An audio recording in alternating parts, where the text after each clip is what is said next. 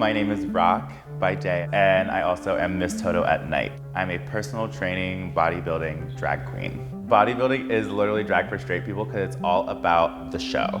Drag, as soon as I put that wig on and put the body on, it's like you're walking around, oh my God, hi, so good to see you, kiss, kiss, photos, all that stuff. The bodybuilding world is literally the same. You're getting all dolled up to get judged by people. There's so much like hyper masculinity, and I'm like, I wish you knew you are doing some of the most stereotypical feminine things to be on stage and judged by people you don't know in a tiny little shimmery Speedo.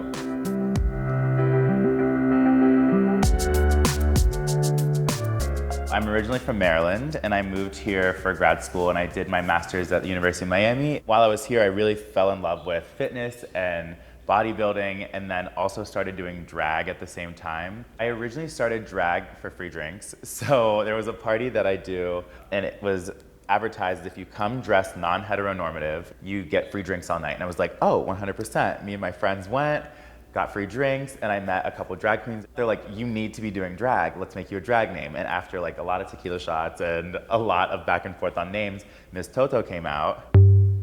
Miss Toto is this bodybuilding goddess. She's so big in every aspect as far as personality, the look, the body. As I was developing this character, I was really falling in love with it, but I didn't know why. And I had to take a step back, and it was like the whole transformative process of going from this masculine boy character into this character who is this femme, strong being. But then it also helped me realize my own gender identity.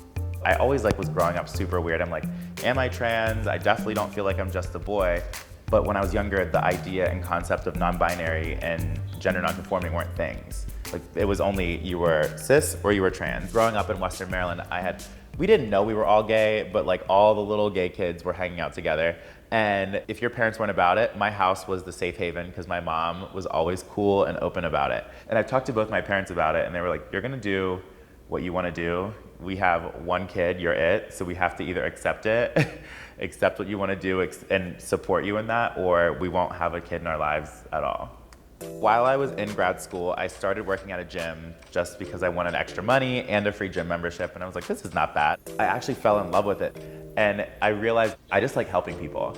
And I'm like, I'm gonna become a trainer. Let me make a website so I can train you even if you don't live in Miami. I have a wide reach in fitness and then another wide reach in drag, so I might as well use both. As far as bodybuilding, my goal is I want to be the most prominent, openly gay or openly gender nonconforming bodybuilder to go pro. And as far as drag, I feel like people just need to open up their minds to all the different portions of drag. Like, if they're used to an idea of drag and then they see me, I could be like the stepping stone into opening their minds to a lot of other things. So if the drag queen has a beard, she has a beard, but is she sickening? Like, okay, I have muscles, but do my muscles define every piece of my drag? No, it's just the way that I'm presenting. Like, there are hairy queens, there are bearded queens, there are kings.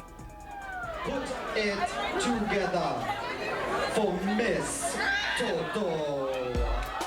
It's really fun. Like, performing is where I feel like you get to see the most of my personality. Originally, I was like, I'm doing this for me. I'm having fun. This is how I'm expressing myself, whatever.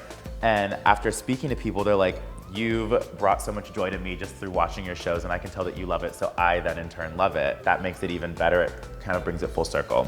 Through doing drag, I realized like I can go through my day, be a heteronormative looking boy and not have that much fun, but then in the same stride, I can go at night and be all done up in drag and live that life. So I get both sides of it, which I really feel like I'm lucky to be able to do that.